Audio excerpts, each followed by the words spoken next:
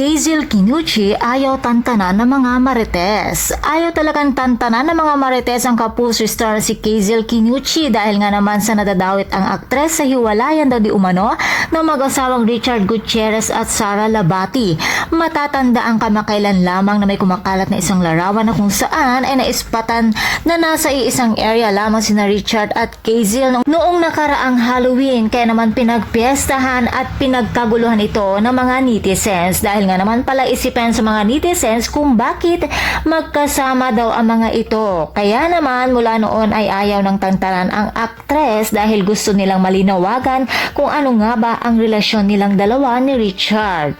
Una nang sinagot ni Kazel na wala daw silang relasyon ni Richard, subalit tila hindi pa kontento ang mga marites, kaya naman sa TikTok live selling ng aktres, inabangan talaga nila ito para usisain siya at makahanap ng kasagutan. Kaya naman sumagot si Kazel at inulit nitong wala talaga silang relasyon ni Richard. Paglilinaw ng aktres, magkapit-bahay lamang daw ang mga ito.